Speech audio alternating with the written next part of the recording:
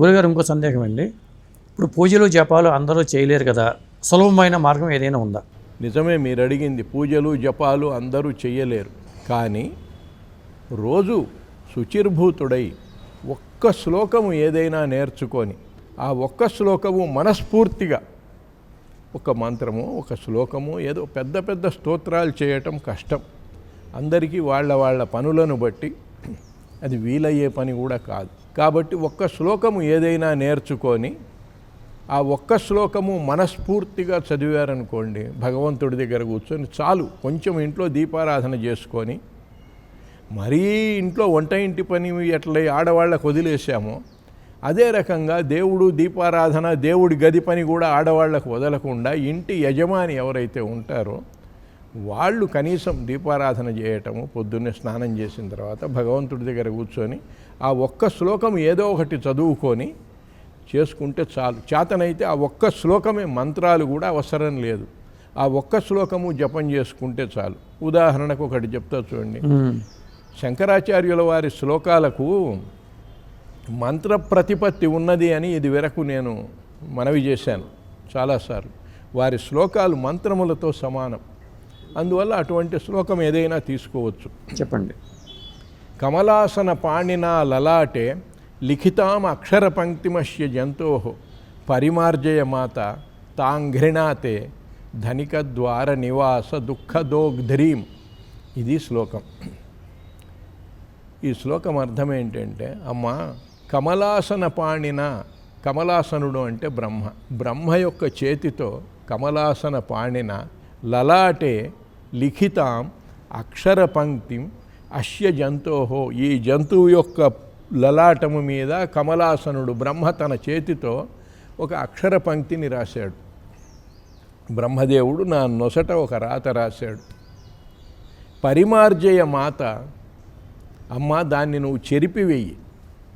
నేను కింద ఉన్నా, నువ్వు పైన ఉన్నావు, ఎట్లా చెరిపేస్తావు? తాంఘ్రిణాతే, నీ పాదము చేత ఇట్లా తుడిపేయి దాన్ని. నీ కొడుకు చేసిన తప్పులను నువ్వు చెరపగలవు. నీ కొడుకు బ్రహ్మదేవుడు ఇట్లా రాశాడు.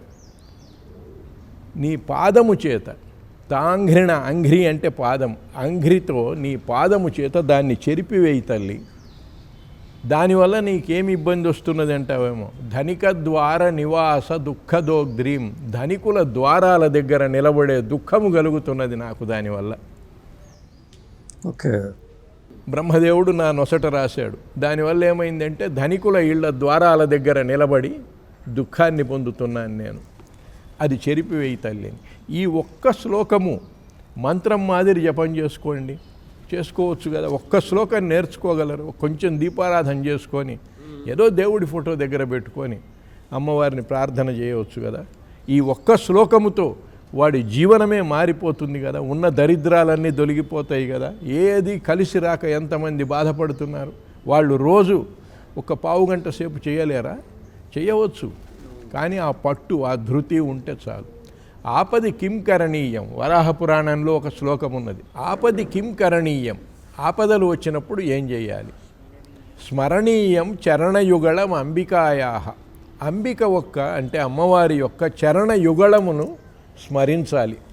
తత్స్మరణం కిం కురుతే, అలా స్మరించటం వల్ల ఏమవుతుంది, ఏమి చేస్తుంది ఆమె అని అంటే, బ్రహ్మాదీనపి కింకరీ కురుతే, బ్రహ్మ మొదలైన వాళ్ళందరినీ కూడా, బ్రహ్మను కూడా కింకరులుగా చేస్తుంది అని ఈ శ్లోకం అర్థం. ఇది వరాహ పురాణంలో శ్లోకం.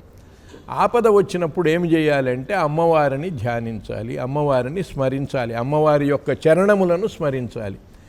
ఆ చరణములు స్మరణ ఏమి చేస్తుంది? ఆ చరణముల స్మరణ అంటే బ్రహ్మాదీనపి, బ్రహ్మను కూడా కింకరులుగా చేస్తుంది. ఆపదలను పోగొడుతుందని చెప్పలే ఇక్కడ. ఆపదలు కలిగించేదానికి ఏ బ్రహ్మదేవుడు రాశాడో మనకు, ఆ బ్రహ్మదేవుణ్ణి కూడా నీకు కింకరుణ్ణి చేస్తుంది. సేవకుడు కింకరుడు అని ఉన్నది మాటలు. సేవకుడు అంటే మీకు అవసరం ఏదైతే దాన్ని చూసి మీకు అనుకూలంగా సేవ చేసేవాడు సేవకుడు.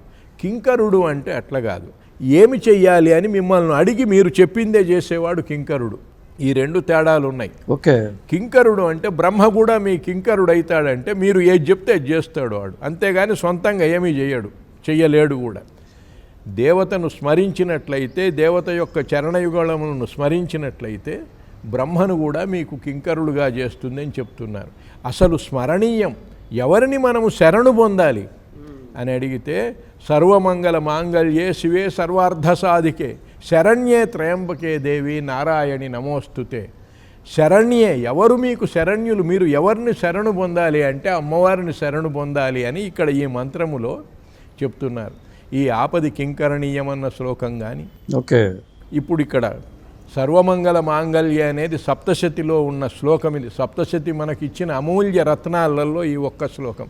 ఈ ఒక్క మంత్రమైనా రోజు నిశ్చలంగా కూర్చొని జపం చేసుకోవచ్చు కదా, చేసుకుంటే చాలు. ఏమున్నది, దానివల్ల తరించిపోగలరు. పెద్ద పెద్ద స్తోత్రాలు చేయవలసిన పనిలే. కమలాసన పాణిన అనేది కనకధారా స్తోత్రంలోది ఆ శ్లోకమైనా చేసుకోవచ్చు. కళ్యాణ చరణుల వారు ఇంకొక అద్భుతమైన శ్లోకం చెప్పారు. ఎంత భక్తిభావం దాంట్లో. పాతయవ పాతాళే స్థాపయవ నిఖిలలోక సామ్రాజ్యే మాతస్తవ పదయుగళం నాహం ముంచామి నైవ ముంచామి. అమ్మా, పాతాళంలో పడేస్తావో, నిఖిలలోక సామ్రాజ్య పదవి మీద నన్ను కూర్చోబెడతావో, నీ పదయుగళమును మాత్రము నేను వదలనంటే వదలను. నీ ఇష్టం, నువ్వేమి చేయదలుచుకున్నావో అది చేయి తల్లి, నాదేమున్నది అంతా నీదే. ఎంత భక్తిభావం అండి ఇది. ఇటువంటి ఒక్క శ్లోకము చాలదా మనిషి తరించేదానికి? భక్తి ఉంటే పూజలు జపాలు అవసరమా? భగవంతుడు సంస్కృత మంత్రాలకు కానీ పూజలు జపాలకు కానీ లొంగి ఉన్నాడా? లేదు. మన భావానికి లొంగి ఉన్నాడు. మన భావము దాని యందు లగ్నమైతే ఎంతసేపు కావాలండి? ఇప్పుడు మంత్రం చెప్పకుండా మన భావాన్ని కూడా చెప్పుకోవచ్చు కదా. భావాన్ని చెప్పుకోవచ్చు. ఆ భావము మీకు తీవ్రత కలిగితే చాలు. ఆ భావం మనం ఎప్పుడూ చెప్పుకోలేం కాబట్టి ఇవి చదివినప్పుడు ఆ భావం మనలో ప్రస్ఫుటంగా బయటికి వస్తుంది అన్నమాట. ఓకే, ఇవి చదివినప్పుడు కూడా ఆ భావం మీకు కలగాలి, ఆ భావన మీలో రావాలి. వస్తే చాలు. పెద్ద పెద్ద పూజలు జపాలు చేయవలసిన పనిలే, దండం పెడితే చాలు. అదే అంతే. నమస్కారానికి అంత శక్తి ఉన్నదండి. నమస్కారం యొక్క అర్థమే నమః అంటే సమర్పణ అని. నమమ అనే వాక్యము నమమ అనే పదాలలో చివరి మకారము లుప్తమై విసర్గగా మారి నమః అయింది. మమ నాది లేదు, నీవే తల్లి, నేను లేను ఓకే అని చెప్పటం నమస్కారం యొక్క అర్థం. అందువల్లనే నమస్కార మంత్రాలన్నీ రుద్ర నమకములో, రుద్రపాఠములో నమకమని ఒక విభాగం ఉన్నది. దాంట్లో అనేక నమస్కారములు వస్తాయి.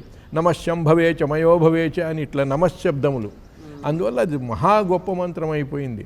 అసలు పంచాక్షరి మంత్రము ఎత్తుకోవటమే నమశివాయ. నమో నమ శివాయ. అట్లనే నారాయణ మంత్రం నమో నారాయణాయ, నమస్కారముతో. ఎంత గొప్ప మంత్రములవి. ఆ భావన మనకు కలగాలి. కానీ కలిగితే ఎంతసేపు అండి? మనం తరించేదానికి ఎక్కువ సమయం పట్టదు. మనలో కలగటమే ఆలస్యం. అక్కడి నుంచి ఆలస్యం లేదు, ఆ వైపు నుంచి.